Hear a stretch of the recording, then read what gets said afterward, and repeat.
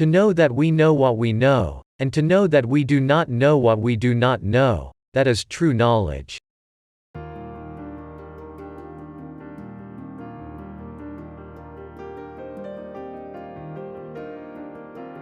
Those things which I am saying now may be obscure, yet they will be made clearer in their proper place.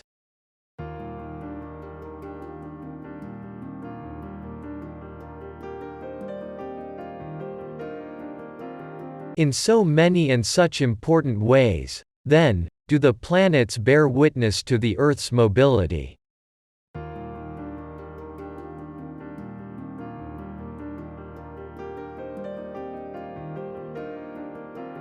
The Earth together with its surrounding waters must in fact have such a shape as its shadow reveals, for it eclipses the Moon with the arc of a perfect circle.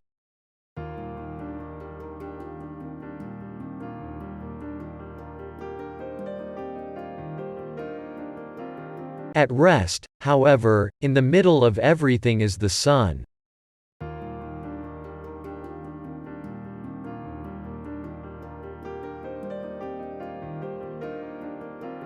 For I am not so enamored of my own opinions that I disregard what others may think of them.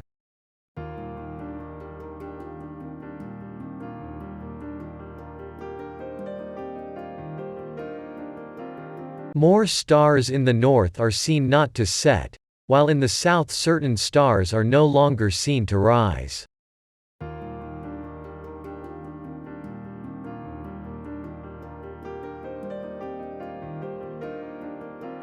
Those who know that the consensus of many centuries has sanctioned the conception that the Earth remains at rest in the middle of the heavens as its center, would, I reflected, regard it as an insane pronouncement if I made the opposite assertion that the Earth moves.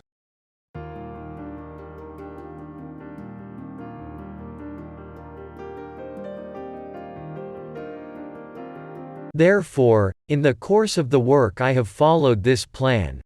I describe in the first book all the positions of the orbits together with the movements which I ascribe to the Earth, in order that this book might contain, as it were, the general scheme of the universe.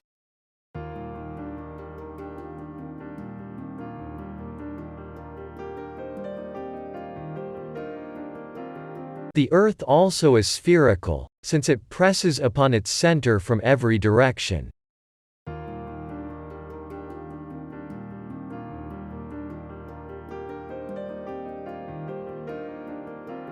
Near the Sun is the center of the universe.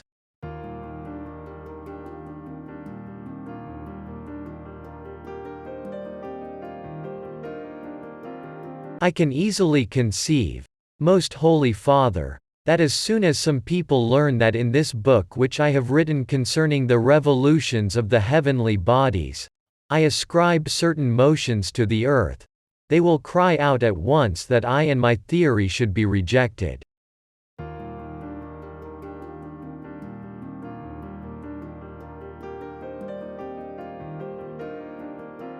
For it is the duty of an astronomer to compose the history of the celestial motions through careful and expert study.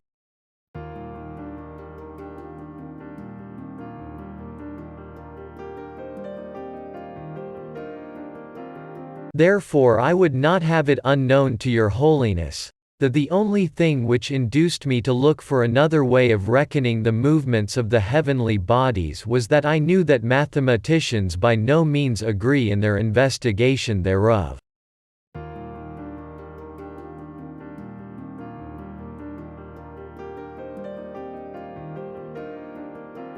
Therefore, when I considered this carefully, the contempt which I had to fear because of the novelty and apparent absurdity of my view, nearly induced me to abandon utterly the work I had begun.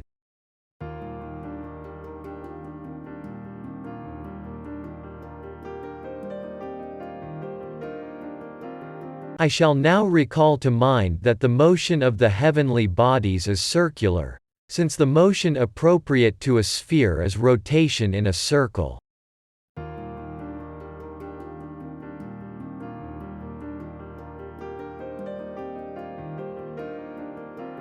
Mathematics is written for mathematicians.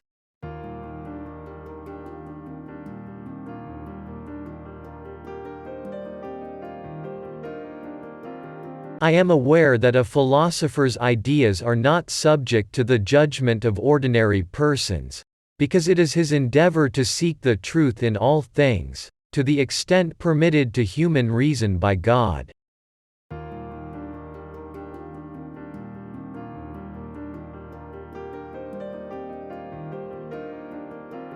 Of all things visible, the highest is the heaven of the fixed stars.